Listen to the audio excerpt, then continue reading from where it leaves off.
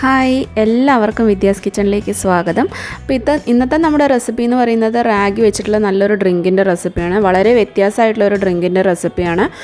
വളരെ ഹെൽത്തിയാണ്. കുട്ടികൾക്കാണെങ്കിലും മുതിർന്നവർക്കാണെങ്കിലും ഒക്കെ ഒരേപോലെ കഴിക്കാൻ പറ്റുന്ന നല്ലൊരു ഡ്രിങ്കിൻ്റെ റെസിപ്പിയാണ് കേട്ടോ. തീർച്ചയായിട്ടും എല്ലാവരും ഒന്ന് ട്രൈ ചെയ്ത് നോക്കണം. നിങ്ങൾക്ക് തീർച്ചയായിട്ടും ഇഷ്ടപ്പെടുന്നൊരു ടേസ്റ്റ് തന്നെയാണ് കേട്ടോ അത്. അപ്പോൾ ഇതിന് മുന്നേ ഞാൻ കുറച്ച് റാഗിയുടെ ഡ്രിങ്കിൻ്റെ റെസിപ്പീസ് ഇട്ടുണ്ടായിരുന്നു. എല്ലാത്തിനും നല്ല റെസ്പോൺസാണ്. തീർച്ചയായിട്ടും ഇതും എല്ലാവർക്കും ഇഷ്ടപ്പെടും. എല്ലാവരും ഒന്ന് കണ്ടു നോക്കിയിട്ട് നിങ്ങളുടെ അഭിപ്രായമൊക്കെ ഒന്ന് പറയണം. ഇഷ്ടപ്പെടുകയാണെങ്കിൽ ചാനലൊന്ന് സബ്സ്ക്രൈബ് ചെയ്ത് സപ്പോർട്ട് ചെയ്യാനും മറ്റുള്ളവർക്കായിട്ടൊന്ന് ഷെയർ ചെയ്ത് കൊടുക്കാനും മറന്നു പോകരുത്. അപ്പം നമുക്ക് എങ്ങനെയാണ് ഈ ഒരു ഇത് തയ്യാറാക്കുന്നത് നമുക്ക് നോക്കിയിട്ട് വരാം. അപ്പോൾ ഇത് തയ്യാറാക്കാനായിട്ട് ഞാനൊരു സോസ് പാൻ വെച്ചിട്ടുണ്ട്. അതിലേക്ക് 1 ടേബിൾ സ്പൂൺ നിറയെ റാഗിയുടെ പൗഡറാണ് ചേർത്ത് കൊടുത്തിട്ടുള്ളത്.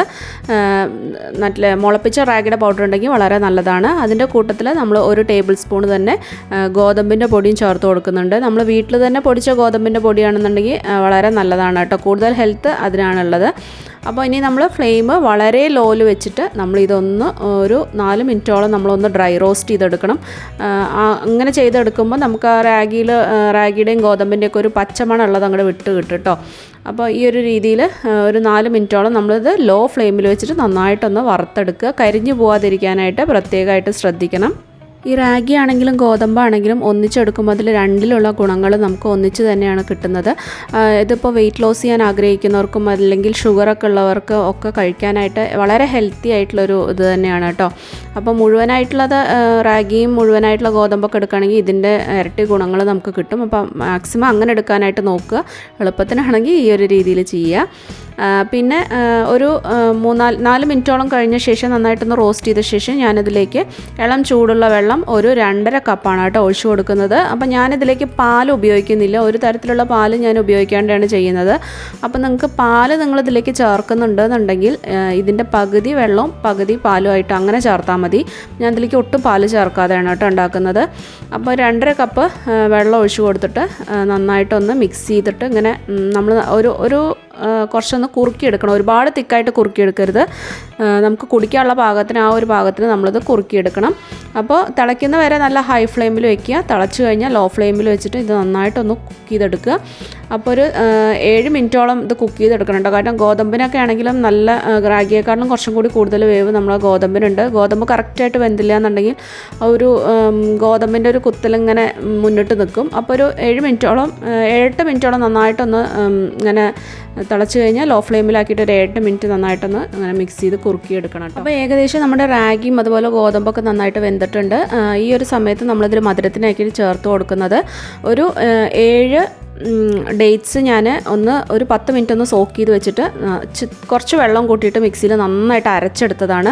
കാരണം ഡേറ്റ്സ് നമ്മളിതിന് ഇനി മിക്സിയിൽ ഒന്നിലൊന്നും അരച്ചെടുക്കുന്നില്ല. അതുകൊണ്ട് തന്നെ നമ്മൾ ഡേറ്റ്സ് ചെറിയ പീസായിട്ട് ഇട്ടാലും അത് എല്ലായിടത്തേക്കും മധുരം എത്തില്ല. അപ്പോൾ ഒന്ന് അരച്ചിട്ട് മിക്സിയിലൊന്ന് അരച്ച ശേഷം മാത്രം ഇതിങ്ങനെ ചേർത്ത് കൊടുക്കുക. അപ്പോൾ നമുക്ക് മധുരമൊക്കെ എല്ലായിടത്തേക്കും നല്ലപോലെ എത്തുകയും ചെയ്യും. ഇനി ഷുഗറൊക്കെ ഒട്ടും കൺട്രോൾഡ് അല്ലാത്തവരൊക്കെ ആണെന്നുണ്ടെങ്കിൽ 1-2 ഡേറ്റ്സ് ഒക്കെ ചേർത്താൽ മതി കേട്ടോ. കൂടുതൽ ചേർക്കണ്ട. ചേർത്തില്ലെങ്കിൽ വിരോധമില്ല. ഒരുപാട് ചേർക്കരുത്. ഇതിപ്പോൾ കുട്ടികൾക്കൊക്കെ ആണെങ്കിലും ഡേറ്റ്സൊക്കെ ആണെങ്കിലും അയൺ കണ്ടൻറ്റ് നന്നായിട്ടുള്ളത് കൊണ്ട് വളരെ നല്ലതാണ് കേട്ടോ. അതുകൊണ്ടാണ് നമ്മൾ ചേർത്ത് കൊടുക്കുന്നത്. ഇപ്പോൾ അല്ലാത്തവർക്ക് ഇനി ഷുഗറൊന്നും ഇല്ലാത്തവർക്ക് തേൻ വേണമെങ്കിൽ തേൻ ചേർത്ത് കൊടുക്കാം. പനങ്കൽക്കണ്ട ഉണ്ടെങ്കിൽ അത് ചേർത്ത് കൊടുക്കാം. ശർക്കര ചേർത്ത് കൊടുക്കാം. എന്ത് വേണമെങ്കിൽ നമ്മുടെ ഇഷ്ടത്തിന് ചേർത്ത് കൊടുക്കാം കേട്ടോ. അപ്പോൾ അതും കൂടി ചേർത്ത് കൊടുത്തിട്ട് ഒന്ന് മിക്സ് ചെയ്തിട്ടുണ്ട്. ഒന്ന് ലോ ഫ്ലെയിമിൽ വെച്ചിട്ടുണ്ട്. ഇനി ഞാൻ വേറൊരു ബോൾ എടുത്തിട്ടുണ്ട്. അതിലോട്ട് ഒരു 2.5 ടേബിൾ സ്പൂൺ ഗ്രേറ്റ് ചെയ്ത ക്യാരറ്റ് ഇട്ട് കൊടുത്തിട്ടുണ്ട്. ക്യാരറ്റ് ആണെങ്കിലും നമ്മുടെ സ്കിന്നിനൊക്കെ വളരെ നല്ലതാണ് കഴിക്കുന്നത്. ഇതിലും നല്ല രീതിയിൽ അയൺ കണ്ടൻറ്റ് അടങ്ങിയിട്ടുണ്ട്. പിന്നെ അതിലേക്ക് ഒരു 2-3 ടേബിൾ സ്പൂൺ നമ്മൾ ചിരകിയ തേങ്ങയും കൂടി ഇട്ട് കൊടുക്കുക. തേങ്ങ ചിരകിയതാണെങ്കിലും ഒന്ന് മിക്സിയിൽ ഒന്ന് പൾസ് ചെയ്തിട്ട് എടുത്തിട്ട് ഇട്ട് കൊടുത്തു കഴിഞ്ഞാൽ അങ്ങനെ ഇതായിട്ട് കിടക്കില്ല, കഷ്ണങ്ങളായിട്ടൊന്നും കിടക്കില്ല. നല്ല രീതിയിലൊന്ന് ചേർന്ന് കടന്നോളം നമ്മൾ റാഗിയിലേക്ക് ഇട്ട് കൊടുക്കുന്ന സമയത്ത്. അപ്പോൾ ഇത് നമ്മുടെ കൈ വെച്ചിട്ട് തന്നെ നന്നായിട്ടൊന്ന് മിക്സ് ചെയ്ത് കൊടുക്കുക. അപ്പോഴാണ് ഈ ക്യാരറ്റും അതുപോലെ ഈ തേങ്ങയും കൂടി നല്ല രീതിയിലൊന്ന് യോജിച്ച് കിട്ടുള്ളൂ. ഒന്ന് മിക്സ് ചെയ്ത് കൊടുത്തിട്ട് അത് നമ്മൾ മാറ്റി വയ്ക്കുക കേട്ടോ. അപ്പോൾ ഞാനൊരു 1-2 മിനിറ്റും കൂടി നല്ല രീതിയിലൊന്ന് ചൂടാക്കി എടുത്തിട്ടുണ്ട് കേട്ടോ. ആ മധുരമൊക്കെ നന്നായിട്ടൊന്ന് പിടിക്കുന്നവരെ 2 മിനിറ്റ് നന്നായിട്ടൊന്ന് തിളപ്പിച്ചെടുക്കുക കേട്ടോ.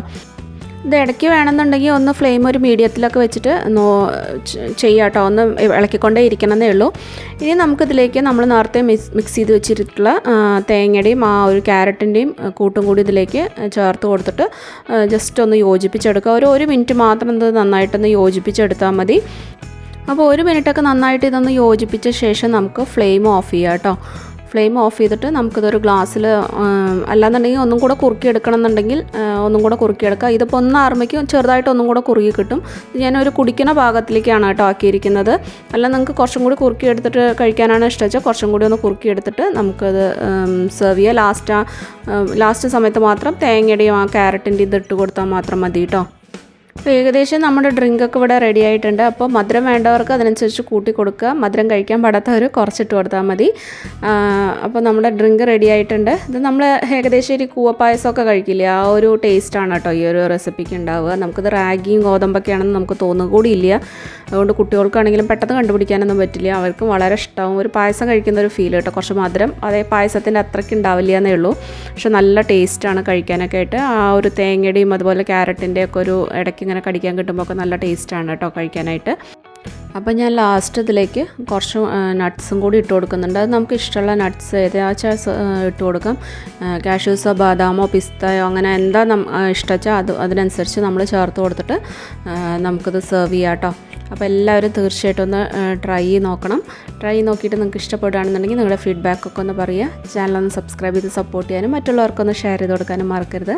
അപ്പോൾ നമുക്ക് വീണ്ടും നല്ല റെസിപ്പീസായിട്ട് നമുക്ക് വീണ്ടും കാണാം. Take care, by.